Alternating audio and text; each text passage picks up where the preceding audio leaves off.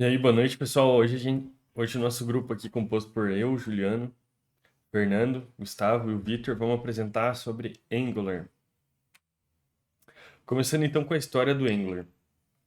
Ele teve início lá em 2009, quando o Google lançou o Google Web Toolkit, e daí ele tinha bastante limitações, então eles resolveram criar o AngularJS.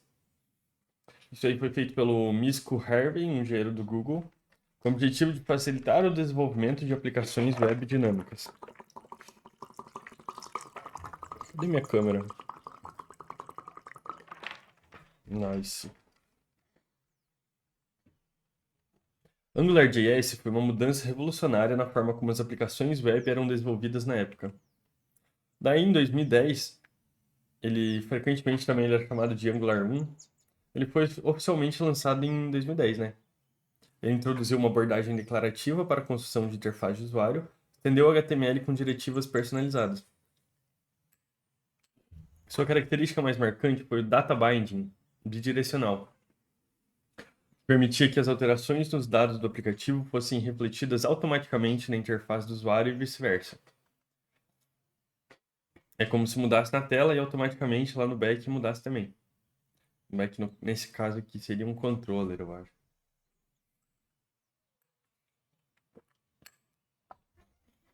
Em 2016, o Angular passou por uma mudança significativa com o lançamento do Angular 2. Olha só, a gente está falando de 6 anos depois já.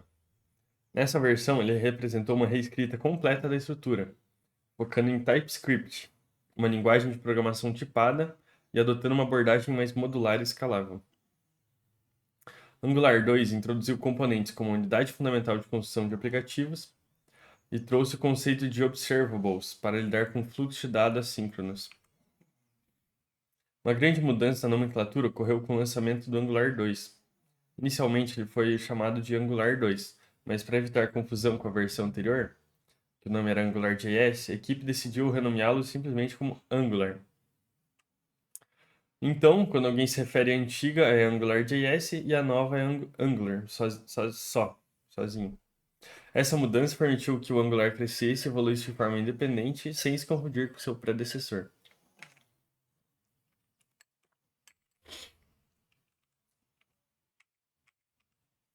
Depois disso, começou a ter mais atualizações incrementais, né? Foi do 4, 5, 6, 7. E cada uma ia trazendo uma melhoria no desempenho, estabilidade, novos recursos. A equipe continuou aprimorando o Angular e lançando atualizações regulares para manter a estrutura atualizada e competitiva. Um marco importante na história do Angular foi o lançamento do Angular Ivy em 2019. A Ivy é um novo mecanismo de renderização e compilação que trouxe melhorias significativas em termos de desempenho e tamanho dos pacotes gerados. Com o Ivy, os desenvolvedores puderam criar aplicações mais rápidas e eficientes. Hoje, em 2023, ele é uma das principais escolhas para o desenvolvimento de aplicações web de grande porte, amplamente adotado em todo o mundo, tanto por desenvolvedores individuais quanto por grandes empresas. E a Google que desenvolve e mantém ele, continuando a oferecer suporte à estrutura e a lançar atualizações regulares. Agora, o que é o Angular em si, já que a gente já falou da história? Ele é uma plataforma de desenvolvimento construída em TypeScript que oferece uma estrutura baseada em componentes para criar aplicativos da web escaláveis. Ele também inclui uma coleção de bibliotecas integradas que abrangem diversas funcionalidades, como roteamento, gerenciamento de formulários, comunicação cliente-servidor e muito mais. Além disso, o Angular fornece um conjunto de ferramentas de desenvolvimento para criar, testar e atualizar seu código. Esta plataforma é flexível o suficiente para atender desde projetos individuais até aplicações de nível empresarial. O ecossistema dele é suportado por uma comunidade diversificada de mais de 1,7 milhão de desenvolvedores, autores de biblioteca e criadores de conteúdo. Vamos ver aqui alguns conceitos do Angular, então. Ele é uma plataforma e estrutura para construir aplicativos de cliente de página única usando HTML e TypeScript, né? Ele é escrito em TypeScript e implementa funcionalidades essenciais e opcionais em como um conjunto de bibliotecas TypeScript que você pode importar em seus aplicativos. Isso aqui eu acho que não precisa, né?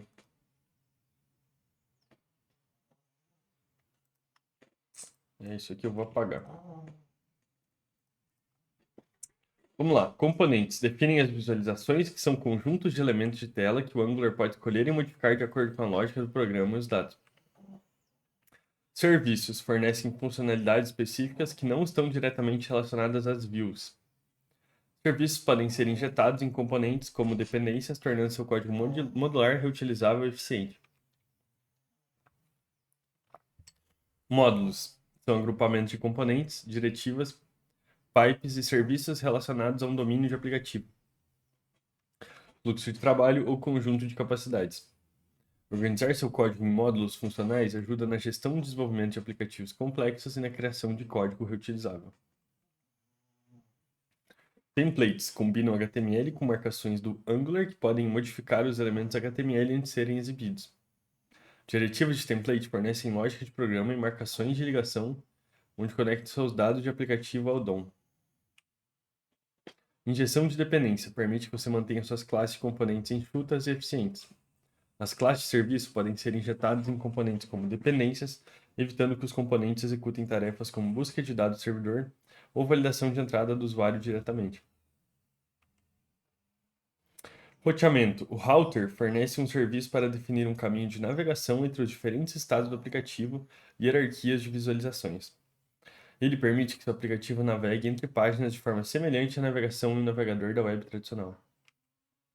Agora a gente vai dar um exemplo de uso do Angular e na direita vai ter o React, ó. Na esquerda dá o Angular.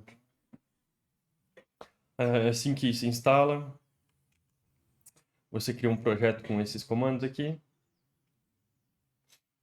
Daí, no caso do Angular, a gente já pode criar um componente aqui, a gente tem que usar esse comando, e no React a gente tem que instalar aqui mais uma biblioteca para fazer solicitações HTTP. Agora a gente no Angular tem que instalar um módulo HTTP também, e no React a gente vai criar um componente. Aqui está o diretório do nosso componente, nome do arquivo, né? Daí agora no Angular, a gente vai criar um serviço de previsão do tempo, usando esse comando. E daí aqui na direita a gente tem no React como que fica o nosso componente de previsão do tempo.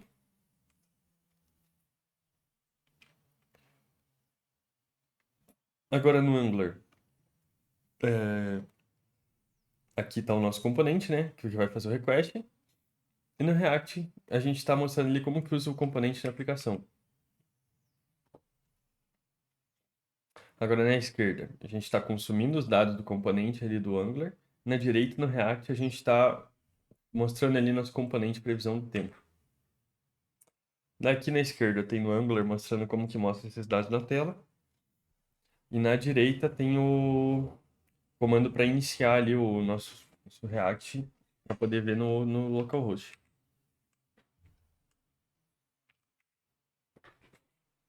Agora, efetivamente, comparando as duas linguagens, né?